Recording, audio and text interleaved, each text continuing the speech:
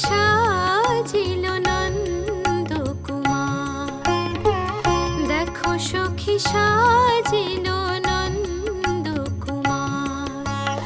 শিবে ময়ূর পাখা অলকাতে লোকায়কা, শোভিছে মালতিহার,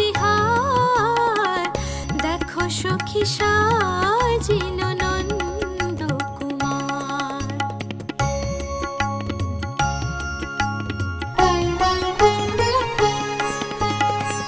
সুন্দর বরতনু আখি যে ফুল ধনু, যুবতী হিয়া মানে হার, যুবতী হিয়া মানে হার। মদন মনোহর নটবর নগর, আকুল পরানোর ধার, দেখো সখী সাজিল নন্দ কুমার, দেখো সখী সাজিল নন্দ কুমার, দেখো সখী সাজিল নন্দ কুমার।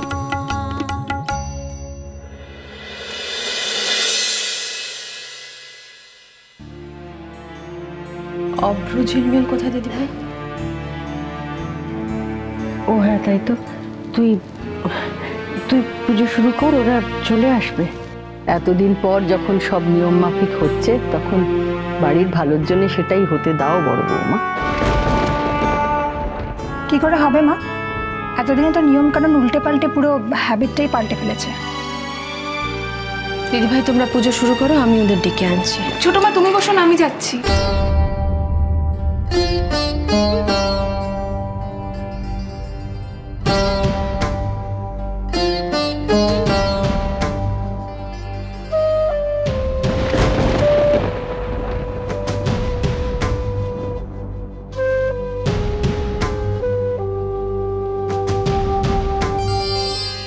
কি হলো? মালপত্র নিয়ে তুমি এত সকালে কোথায় যাচ্ছ? কেন? আপনার জানাটা কি খুব প্রয়োজন?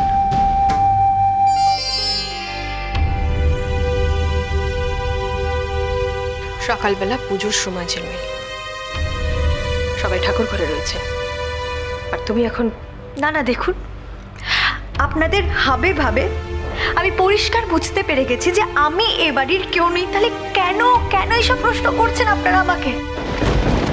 ঝিলমিল, তোমার যাওয়ার হলে যাও, কিন্তু তুমি ছোট মার সাথে এইভাবে কথা বলবে না। আমি ওনার সাথে কথা বলিনি অভ্র, উনি যেচে আমাকে এইসব প্রশ্ন করছেন। ঝিলমিল, আমি তোমাকে আগেও বলেছি এভাবে কথা বলতে না। অভ্র, আস্তে আস্তে কথা বলো। কি হয়েছে আমাকে একটু খুলে বলবে তোমরা?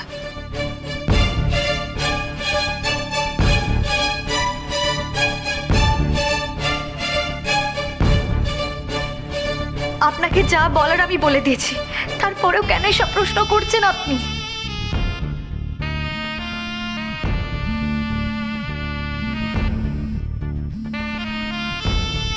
তা ঝিলমিল, আবার কি নতুন নাটক শুরু করলে?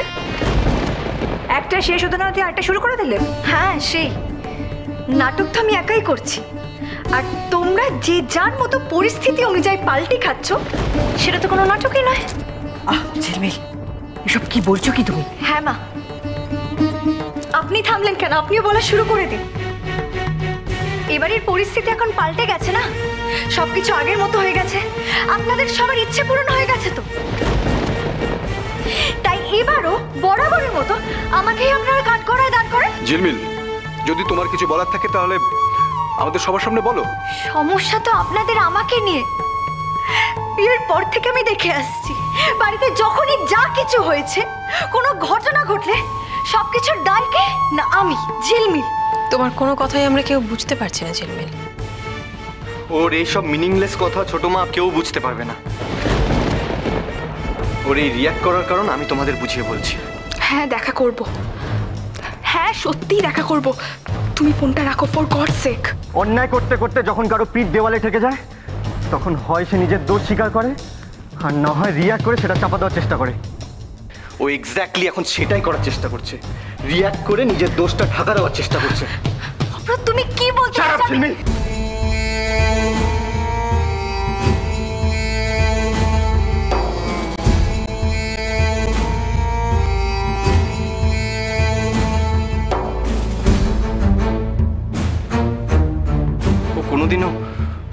কোনোদিনও নিজের দোষ মেনে নেবে না ছোট মা। নিজের মুখ ফুটে বলবেও না যে আমার ভুল হয়েছে, আমাকে ক্ষমা করে দাও। তাই আজ আমি ওর হয়ে ক্ষমা চাইছি সবার কাছে, তোমাদের সবার কাছে আমি ক্ষমা চাইছি। কার কত দোষ আমি জানি না ছোট মা, কিন্তু আমাদের দুজনের বিয়ে হওয়ার পর থেকে এ বাড়িতে যত অশান্তি হয়ে এসেছে তার জন্য একমাত্র রেসপন্সিবল ঝিলমিল।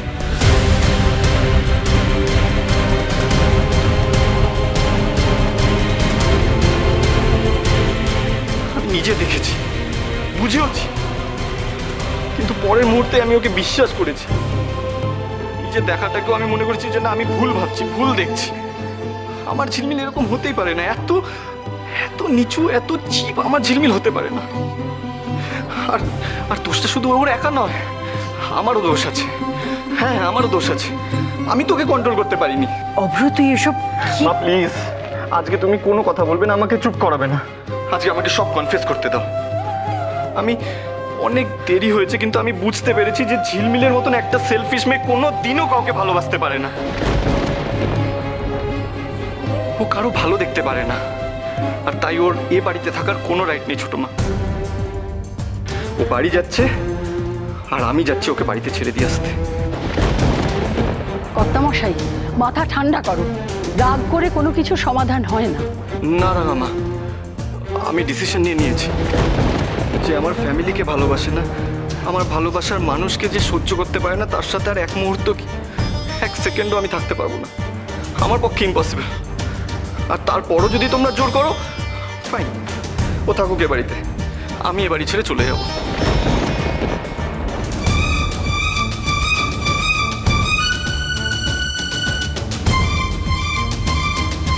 কি বললে অভ্রাট, একবার বলো। ছোট মা, আজ ও বাড়িতে থাকলে তুমি বাড়ি ছেড়ে চলে যাবে? কবে এত বড় হয়ে গেলে অভ্র তুমি, যে নিজের সিদ্ধান্ত নিজে নিতে শুরু করেছো? এতগুলো মানুষের সামনে দাঁড়িয়ে তুমি এত বড় একটা সিদ্ধান্ত নিয়ে ফেললে। যা বলেছো আজ বলেছো, আর কোনোদিন তোমার মুখে যেন এই ধরনের কথা না শুনি। ওপরে যাও ঝিলমিল। মন থেকে বলছেন এই কথাটা? এই বাড়ি থেকে আপনি মাথা হেট করে বেরিয়েছিলেন, আর আজকে সবার সামনে ভালো মানুষ সাজার জন্য আপনি আমাকে এসব কথা বলছেন, তাই তো? এটা আমি খুব ভালো করে জানি। আজকে অভ্র যে আমার উপর চোটপাট করছে, মনে মনে তো খুব খুশি হচ্ছেন না আপনি? দাঁড়িয়ে দাঁড়িয়ে উপভোগ করছেন না পুরো ব্যাপারটা? তবে একটা কথা আপনিও শুনে রাখুন, আমার নামও ঝিলমিল। এত সহজে কিন্তু আমি কাউকে ছেড়ে দেব না।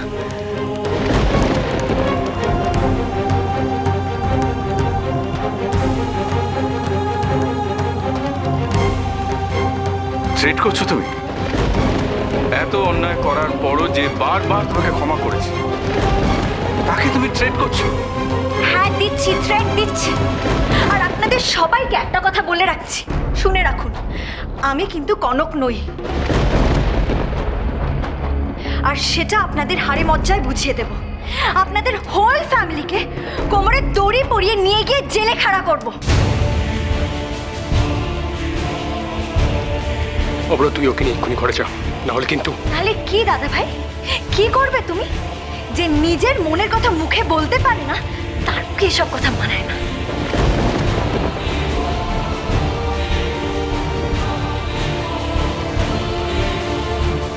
ঝিলমিল, মাথা ঠান্ডা করো।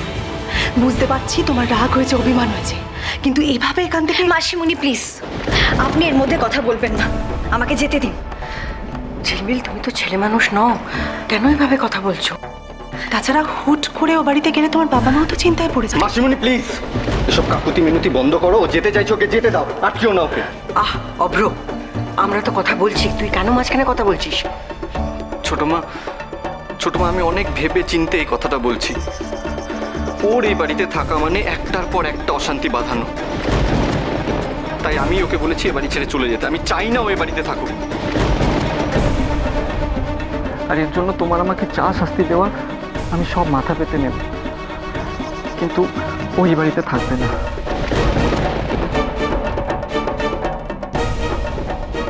ওকে যেতে দাও। অভ্র, তোমাকে আমি আবারও বলছি, তুমি এভাবে কথা না ছোট মা, এ বাড়িতে ওর মতন মেয়ের কোনো জায়গা নেই।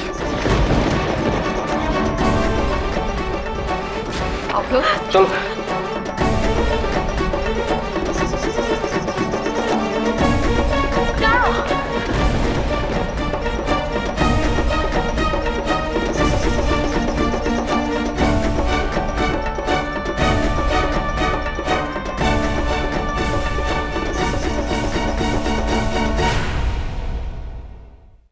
এটা তোমার শ্বশুর বাড়ি ছিল, তো এই বাড়ির বাইরে পা রাখার আগে তুমি আরেকবার ভালো করে ভেবে নাও, সত্যি এই বাড়িতে থাকতে চাও নাকি চাও না? না, আমি চাই না।